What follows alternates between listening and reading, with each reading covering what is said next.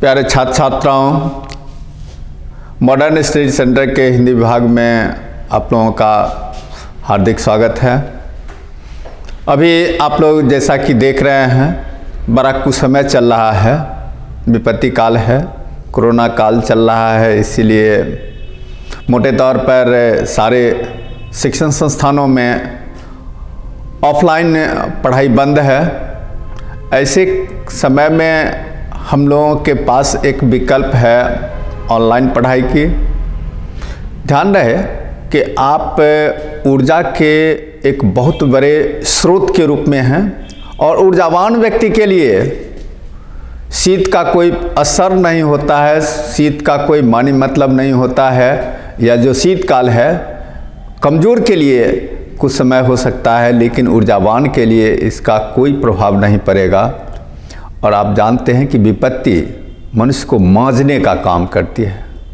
इस विपत्ति काल में हम जितना संघर्ष करते हैं, संपत्ति काल में सुख समय में उतना संघर्ष नहीं करते हैं और संघर्ष ही जीवन है। इस तरह इस विपत्ति काल में हमें घबराने की ज़रूरत नहीं है। बड़े बड़े संत महात्माओं ने भगवान से विपत्ति की ही मांग की है, क्योंकि विपत्ति में भगवान की याद रहती है और फिर व्यक्ति के भीतर संघर्ष करने की क्षमता पैदा होती है।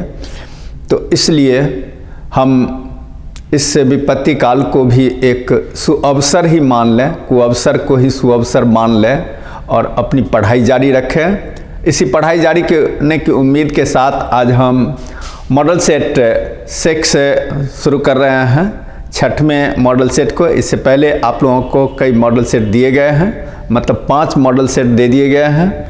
आज 6ठे मॉडल सेट को आप देख रहे हैं। तो हम शुरू करते हैं पाठ मॉडल सेट का। यहाँ पर आप देख रहे हैं साइंस, कॉमर्स और आर्ट्स सबों के लिए है। समय आपको 3 घंटा 15 मिनट मोटे तौर पर प्रश्न पत्र पढ़ने के लिए, समझने के लिए जाता है। लिखने के लिए 3 घंटा ही है और 100 नंबर का है। अब पाठ शुरू करें। नर और नारी, उल्टा हो गया। नारी और नर एक ही द्रव्य की ढली 2 प्रतिमाएं हैं, किस पठित पाठ की उक्ति है? तो यहाँ पर आप देखें विकल्प के रूप में 4 पाठों का नाम दिया गया है, जिसमें सही उत्तर होगा ओ सदा नीरा, अर्थात ए। जे कृष्णमूर्ति की रचना कैसी है? अब आप देख लीजिए, जे कृष्णमूर्ति की रचना अर्थशास्त्र से संबंधित, तर्क, चिकित्सा शास्त्र से संबंधित, शिक्षा शास्त्र, तो इसका सही उत्तर होगा शिक्षा शास्त्र, अर्थात सी। जूठन क्या है? जूठन आत्मकथा है, तो इसका उत्तर ए हो जाएगा। ईद का चांद होना, मुहावरे का अर्थ क्या है? ईद का चांद होना आप जानते हैं, बहुत दिनों के बाद दिखाई पड़ना, अर्थात यहाँ पर जो आप देख रहे हैं बहुत दिनों पर दिखाई देना, ये हो जाएगा इसका उत्तर। अंधों की लकड़ी, मुहावरे का अर्थ क्या होगा? अंधों की लकड़ी का अर्थ होता है एकमात्र सहारा, तो ये हो जाएगा। अधजल गगरी छलकत जाए, लोकोक्ति का अर्थ क्या होगा? तो अधजल गगरी छलकत जाए, लोकोक्ति का अर्थ होगा आवश्यकता से बहुत यहाँ पर देखिए, आवश्यकता से अधिक प्रदर्शन करना।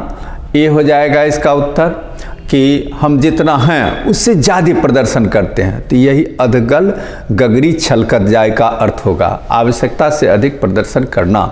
ये हो जाएगा।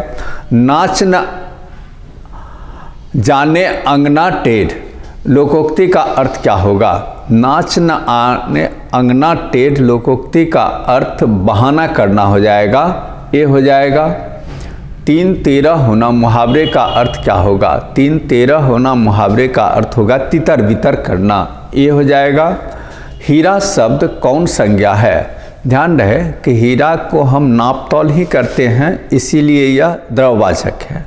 लेकिन यदि रत्नों के नाम में एक हीरा की बात आती है तो वहाँ पर यह व्यक्तिवाचक भी हो सकता है, लेकिन ये हो सकता होने की बात कर रहे हैं, है यह द्रववाचक, क्योंकि हीरा पदार्थ है, द्रव है, तो इसीलिए इसका सही उत्तर होगा द्रववाचक। बुढ़ापा शब्द कौन संज्ञा है? ध्यान रहे कि ता, पन, हट, बट, आई, आव इत्यादि लगा हुआ जो भी शब्द आपको दिखाई पड़े वह शब्द तुरंत समझ जाइए कि यह भाववाचक है। तो पा लगा हुआ है बूढ़ा के आगे पा, तो इसीलिए यह भाववाचक है। काशी शब्द कौन संज्ञा है?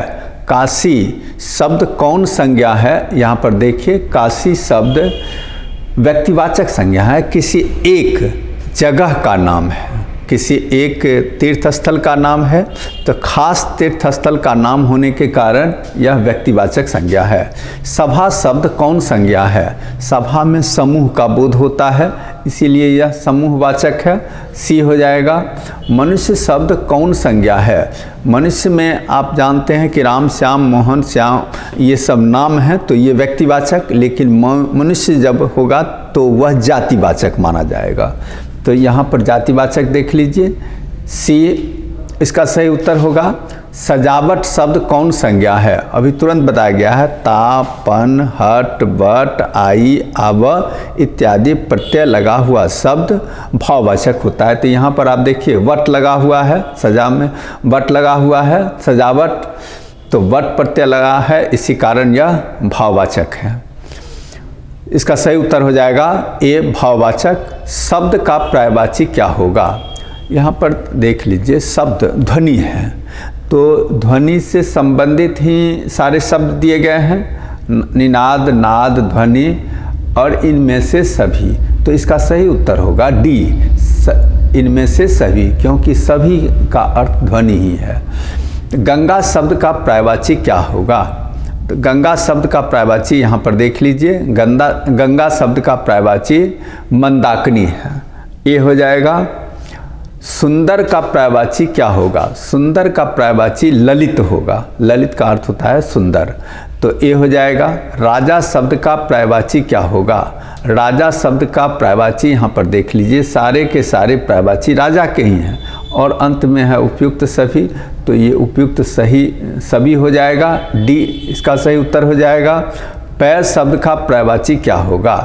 पै का अर्थ दूध होता है, तो दूध यहाँ पर देख लीजिए बी में है, तो उत्तर बी हो जाएगा। सूर्य शब्द का पर्यायवाची क्या होगा?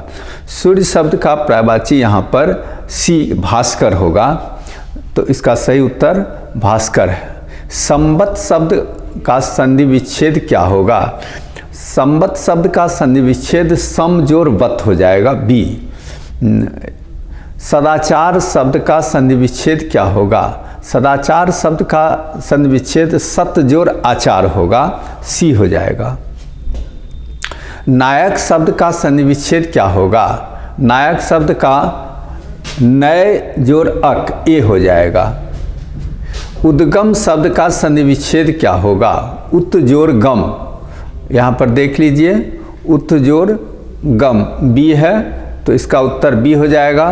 परीक्षा का संधि विच्छेद क्या होगा? यहाँ पर डी हो जाएगा, परि जोर इच्छा, परीक्षा, इसका उत्तर डी हो जाएगा। हताहत शब्द का संधि विच्छेद क्या होगा? हत जोर आहत, यहाँ पर देख लीजिए बी में, हत जोर आहत, हताहत। सभा शब्द क्या है? अब यहाँ पर क्या है में आप विकल्प देखिए, क्या है का बहुत सारा रूप हो सकता है, तो विकल्प आपको ध्यान देना होगा कि विकल्प क्या मांग रहा है हमारा। तो आपको लिंग से संबंधित ये प्रश्न है, स्त्रीलिंग है या पुल्लिंग है, तो सभा स्त्रीलिंग है, बी हो जाएगा। आत्मा शब्द क्या है? आत्मा शब्द ध्यान रहे कि संस्कृत में पुल्लिंग है और हिंदी में स्त्रीलिंग है, तो हमें हिंदी में प्रश्न पूछा जा रहा है, इसीलिए हिंदी में ही उत्तर हम देंगे और उसे स्त्रीलिंग मानेंगे, ए।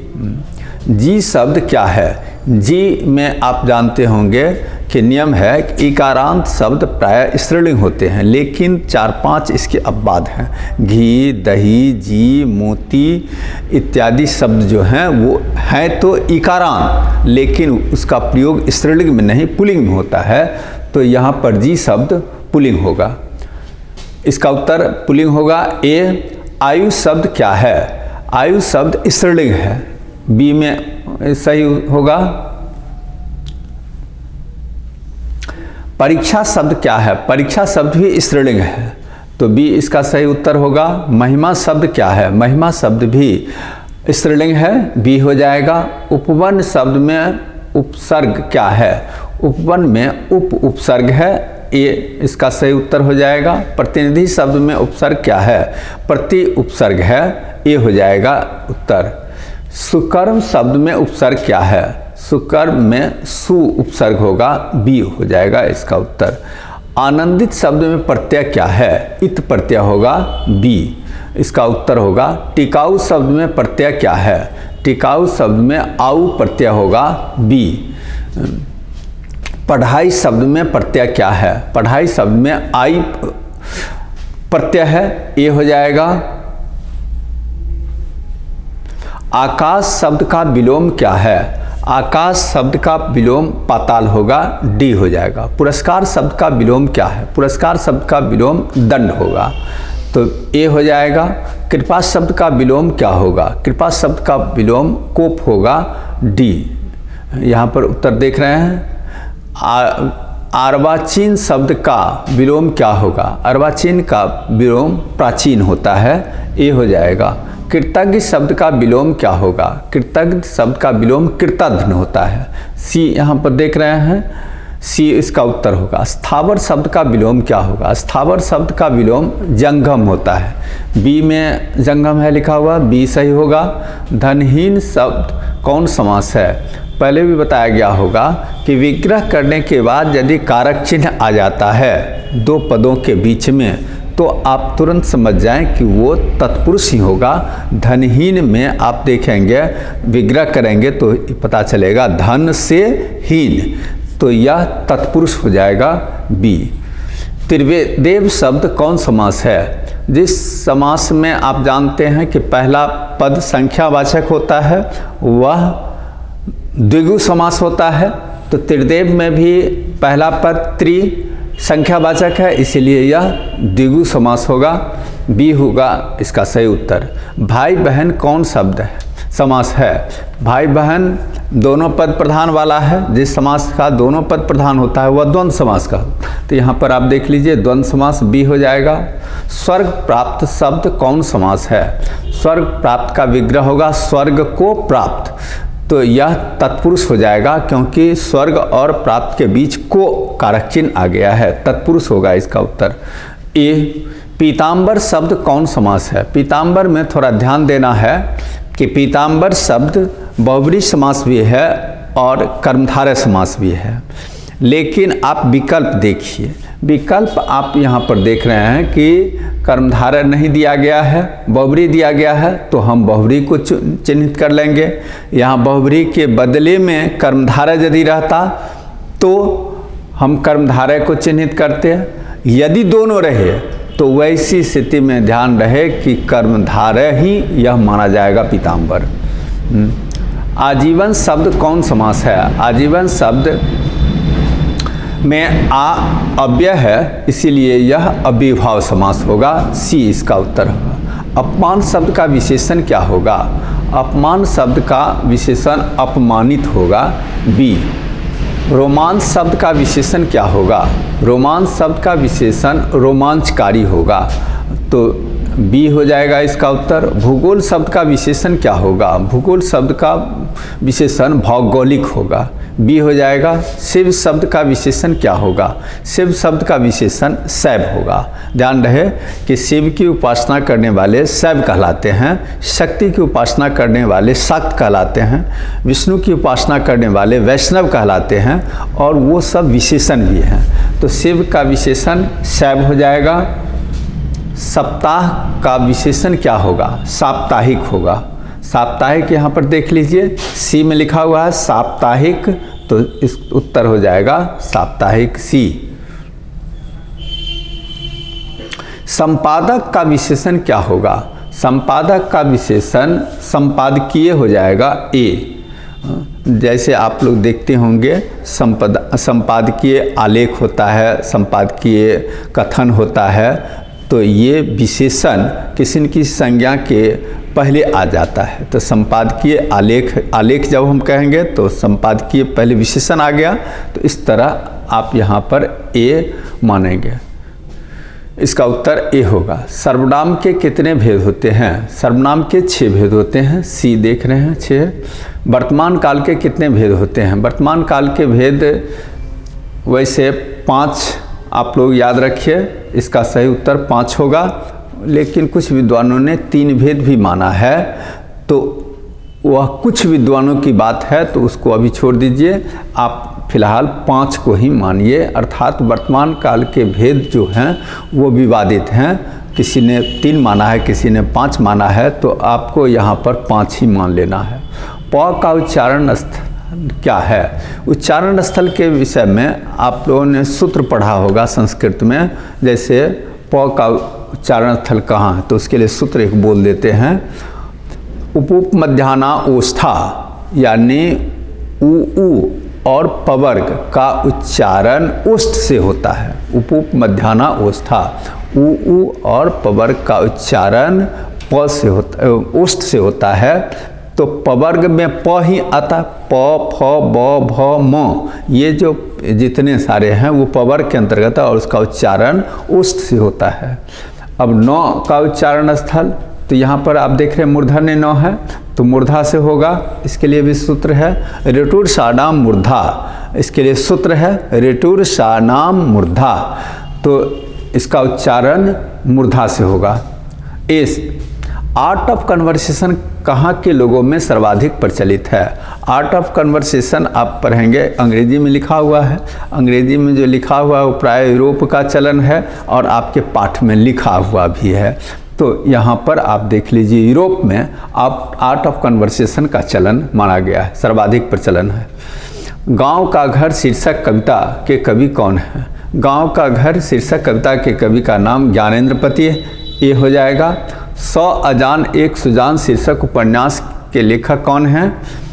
तो आप देख लीजिए, बालकृष्ण भट्ट हैं, सी हो जाएगा।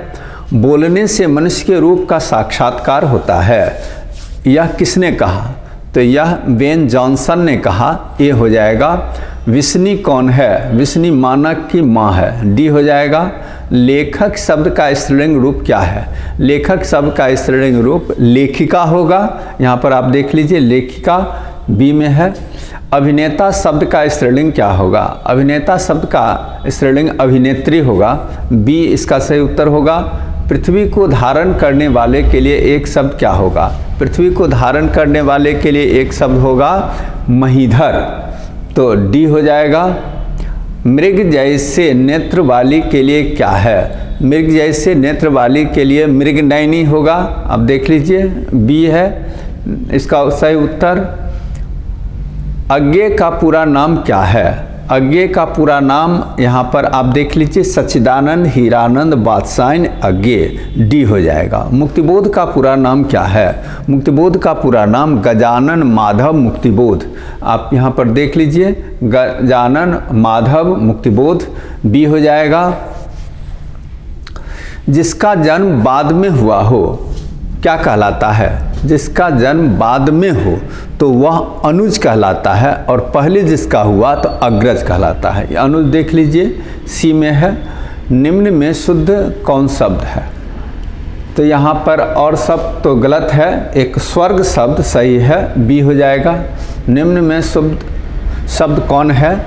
तो यहाँ पर देख लीजिए, वाल्मीकि में ये वाल्मीकि सही है, सी हो जाएगा। जिससे किसी बात के न होने का बोध हो, न होने का बोध होगा अर्थात निगेटिव सेंस में आएगा, तो वो उसके लिए निषेधवाचक हो जाएगा। यहाँ पर देख लीजिए, निषेधवाचक, ए है इसका सही उत्तर।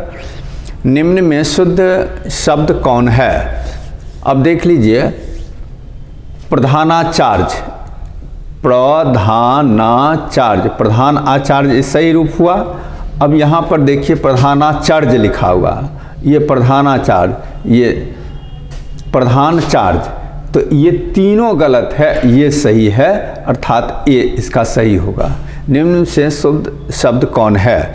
प्रियदर्शी देख लीजिए, ये प्रियदर्शी सही है, डी है इसका सही उत्तर। निम्न में शुद्ध शब्द कौन है? तो आप यहाँ पर देख लीजिए, विकल्प शब्द में ये सही है, ए। किसी काम में दखल देना क्या कहलाता है? किसी काम में दखल देना हस्तक्षेप कहलाता है, इंटरफेयर। तो हस्तक्षेप है, ये होगा इसका सही उत्तर। जानने की इच्छा वाला क्या कहलाता है? जानने की इच्छा रखने वाला को जिज्ञासु कहते हैं, तो बी होगा इसका सही उत्तर।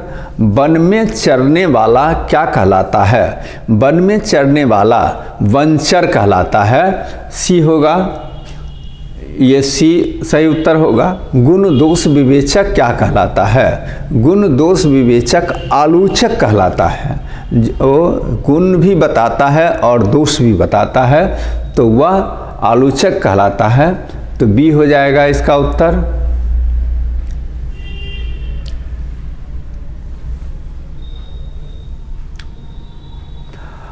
अज्ञे का जन्म कब हुआ था? अज्ञे का जन्म 1911 में हुआ था, ए हो जाएगा इसका। नाम्बर सिंह का जन्म कब हुआ था? नाम्बर सिंह का जन्म 1927 में हुआ था, तो यहाँ पर 1927 ए हो जाएगा।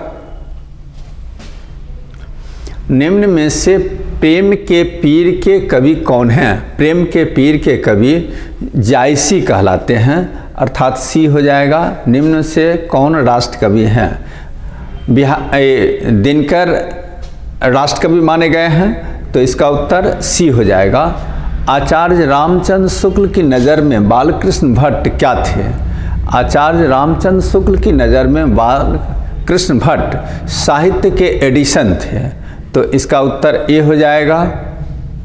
निम्न में से लोकनायक शब्द किसके लिए प्रयोग किया जाता है? तो लोकनायक शब्द में ध्यान रहे कि जयप्रकाश बाबू के लिए लोकनायक शब्द का प्रयोग किया जाता है, तो यहाँ पर बी में जयप्रकाश नारायण हैं, तो ये सही होगा। ध्यान रहे कि लोकनायक जयप्रकाश बाबू कहे जाते हैं और जननायक कर्पूरी ठाकुर कहे जाते हैं, ये अलग से याद रखेंगे। निम्न में से ब्रजराज कुंवर कौन हैं? ब्रजराज कुंवर में आपने पढ़ा है, सूरदास के जो पद हैं उसमें आपने ब्रजराज, जागिए ब्रजराज कुंवर शब्द का प्रयोग आपने देखा है, वो कृष्ण के लिए है, तो सी हो जाएगा। सूर सागर के रचनाकार कौन हैं? सूर सागर के रचनाकार आप जानते हैं, सूर पहले ही लिखा हुआ है, तो सूरदास होंगे, वीर इसका सही उत्तर होगा। करवक में कौन बात पाई जाती है? करवक में मानव की कीर्ति के महत्व को स्पष्ट किया गया है, अर्थात मानव के यश, मानव की महिमा का वर्णन किया गया है, तो इसका उत्तर सी माना जाएगा। नाम्बर सिंह के गुरु कौन थे? यहाँ पर ध्यान रहे, नाम्बर सिंह के गुरु तो कई हुए, लेकिन सबसे ज़्यादा महत्वपूर्ण हुए हजारी प्रसाद द्विवेदी। तो आपने ऑप्शन को देखा है, ऑप्शन में हजारी प्रसाद द्विवेदी हैं, तो सही उत्तर हो जाएगा ए, हजारी प्रसाद द्विवेदी। कामायनी के रचयिता कौन है? कामायनी के रचयिता जयशंकर प्रसाद हैं, अर्थात ए हो जाएगा। हंसते हुए मेरा अकेलापन हिंदी साहित्य की कौन सी विधा है? ये हंसते हुए मेरा अकेलापन डायरी है, तो इसका उत्तर ए हो जाएगा। निम्न में से गद्य कविता कौन है? गद्य कविता हार जीत है, तो इसका उत्तर बी हो जाएगा। भूषण किस रस के महाकवि हैं? तो भूषण वीर रस के महान कवि माने गए हैं, तो इनका उत्तर सी हो जाएगा। ओ सदानेरा निबंध किस नदी को आधार बनाकर लिखा गया है? तो गंडक नदी को आधार बनाकर लिखा गया है, तो यहाँ पर डी आप देख रहे हैं गंडक नदी, तो उत्तर सही होगा डी। जायसी किस कालखंड के कवि हैं? तो जायसी भक्ति काल के कवि माने गए हैं, अर्थात बी इसका सही उत्तर होगा। संत तुलसीदास कैसे कवि हैं? तो आप यहाँ पर देख लीजिए, संत तुलसीदास समन्वयवादी कवि हैं, ए हो जाएगा। किस कहानी का शीर्षक गैंग्रीन है? तो किस कहानी का शीर्षक गैंग्रीन था? तो रोज कहानी का शीर्षक गैंग्रीन था, यह पहले आपको बताया गया है कि इसका पहले नाम था गैंग्रीन ही, बाद में चलकर इस कहानी का शीर्षक रोज रखा गया। आप लोगों की सुविधा के लिए यहाँ पर आंसर शीट दे दिया गया है, इस आंसर शीट को आप लोग देखेंगे, आपकी सुविधा के लिए ये सब दिया गया है। तो इस तरह ये पाठ आपका पूरा हो गया। उम्मीद है कि इस पाठ को आपने ध्यान से सुना होगा, पूरी ऊर्जा के साथ आप परीक्षा में भाग लेंगे और अधिक से अधिक अंक प्राप्त कर अपनी संस्था का, अपने माता पिता का, देश समाज का नाम रोशन करेंगे। इसी शुभकामना के साथ ये पाठ समाप्त हो रहा है। अब फिर हम लोग अगले पाठ में मिलेंगे। धन्यवाद।